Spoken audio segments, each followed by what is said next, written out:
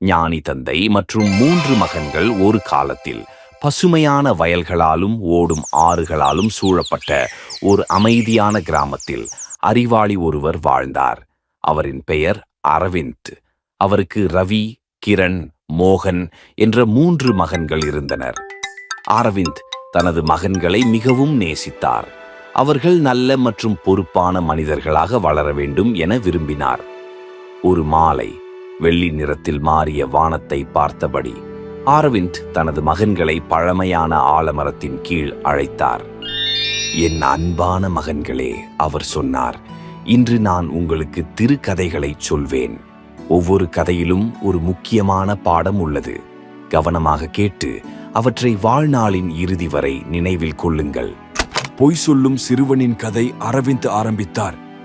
ஒரு கிராமத்தில் சூரஜ் என்ற சிறுவன் வாழ்ந்து வந்தான். அவனுக்கு ஒரு மோசமான பழக்கம் இருந்தது. அவன் பொய் சொல்ல மிகவும் விரும்பினான். முதலில் அவன் சிறிய பொய்களைச் சொன்னான். உதாரணமாக, தன் வீட்டு பாடங்களை முடித்து விட்டதாகவும் தன் அம்மா கொடுத்த உணவை முழுவதுமாக முடித்து விட்டதாகவும். ஆனால் மெதுவாக அவன் பெரிய பொய்களைச் சொல்ல ஆரம்பித்தான். ஒரு நாள் பள்ளிக்கு செல்ல விரும்பாமல் அவன் ஆசிரியரிடம் தன் பாட்டி மிகவும் உடல்நிலை சரியில்லை என்று சொன்னான். ஆசிரியர் நம்பி அவனை அனுமதித்தார். சூரஜ் இதை எளிதாக கைப்பற்றி மகிழ்ந்தான். ஆனால் ஒரு நாள் உண்மையான ஆபத்து ஏற்பட்டது. சூரஜ் ஆற்றருகே விளையாடிக் கொண்டிருந்த போது ஒரு காட்டு நாய் அவனை நோக்கி வந்தது. பயந்த அவன் கிராமத்திற்குள் ஓடிக்கொண்டு சென்று, உதவுங்கள், சிங்கம் வந்திருக்கிறது என்று அலறினான். கிராமத்தார் அவன் பொய் சொல்லும் பழக்கத்தினால் அவனை நம்பவில்லை. அவர்கள் தங்கள் வேலைகளை தொடர்ந்தனர். அந்த காட்டு நாய் அருகில் வந்து சூரஜை துரத்தியது. அவன் அதிர்ஷ்டவசமாக தப்பித்தான். அப்பொழுதுதான் அவனுக்கு ஒரு பாடம் புரிந்தது. ஒருவேளை பொய் சொல்லுவதை ஆரம்பத்தில் சரியாக கருதலாம், ஆனால் ஒரு நாள் நம்மை யாரும் நம்ப மாட்டார்கள். அரவிந்த் தனது மகன்களை பார்த்து கேட்டார், இதிலிருந்து நீங்கள் என்ன கற்றுக்கொள்கிறீர்கள்? பொய் சொல்லக்கூடாது, ரவி சொன்னான். ஏனென்றால் ஒரு நாள் நம்முடைய உண்மையான வார்த்தைகளையும் யாரும் நம்ப மாட்டார்கள். அரவிந்த் தலையாட்டினார் மற்றும் தொடர்ந்தார். கோபமான இளைஞனின் கதை. ஒரு கிராமத்தில் அர்ஜுன் என்ற சிறுவன் இருந்தான். அவன் மிகவும் புத்திசாலி, ஆனால் ஒரு மோசமான பழக்கம் கொண்டவன். சிறிய விஷயங்களுக்காகவும் மிகவும் கோபம் கொண்டவன். யாராவது அவனின் காலில் மிதித்தாலும் அவன் மிகவும் கோபமடைந்தான். யாராவது அவன் பொருட்களை தொடினால் அவன் அவற்றை உடைத்து விடுவான். ஒரு நாள் அவனுடைய தந்தை அவனுக்கு ஒரு தேர் கம்பி கொடுத்து, நீ கோபமடைந்தால் இந்த மரத்திலே ஒரு கம்பியை அடிக்கவும் என்று கூறினார். முதல் நாளில் அர்ஜுன் 30 முள் அடித்தான். அடுத்த நாளில் 20 நாட்கள் செல்ல செல்ல அவன் கோபத்தை கட்டுப்படுத்த முயன்றதால் கம்பிகளின் எண்ணிக்கை குறைந்தது. ஒரு மாதத்திற்கு பிறகு அர்ஜுன் தன் தந்தையிடம் சென்று, நான் என் கோபத்தை கட்டுப்படுத்திக் கொண்டேன் என்றான். அவன் தந்தை புன்னகைத்து, நீ கோபமடைந்ததற்காக அடித்த முள்ளுகளை இப்போது ஒன்றாக பிடுங்கிவிடு என்றார். அர்ஜுன் முள்களை பிடுங்கினான்.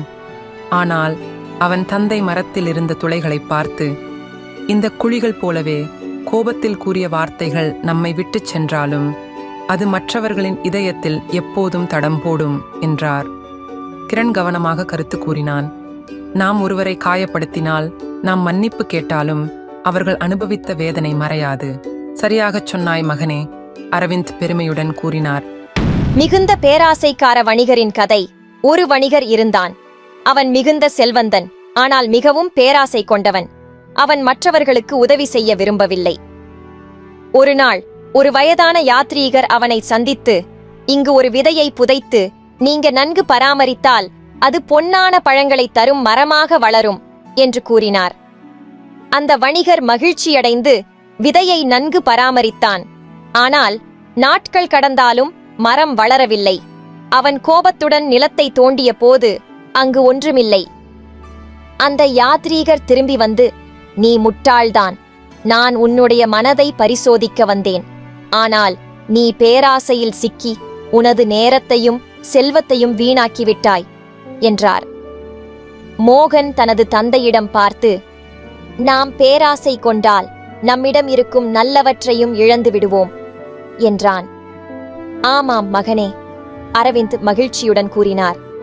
பேராசை மனிதனை அழிக்கிறது, ஆனால் அன்பும் பகிர்தலும் உண்மையான சந்தோஷத்தை தரும். இறுதி பாடம் அரவிந்த் தனது மகன்களின் தோள்களில் கை வைத்தார். பொய், கோபம், பேராசை ஆகியவை மனிதனின் வாழ்க்கையை அழிக்கக்கூடியவை. ஆனால் நேர்மையாகவும் பொறுமையாகவும் தயவாகவும் இருப்பது உண்மையான மகிழ்ச்சியை தரும். மகன்கள் தங்களது தந்தையை அணைத்துக் கொண்டு, நாங்கள் எப்போதும் உங்கள் போதனைகளை பின்பற்றுவோம் என்று உறுதியளித்தனர். அந்த நாளிலிருந்து அவர்கள் நல்ல வழியில் நடந்து கிராமத்தில் அமைதி நிலவியது. கதையின் நற்செய்தி: நேர்மை, பொறுமை, கருணை ஆகியவை வாழ்க்கையை மகிழ்ச்சியுடன் மாற்றும். பொய், கோபம், பேராசை வாழ்க்கையை துன்பமாக்கும்.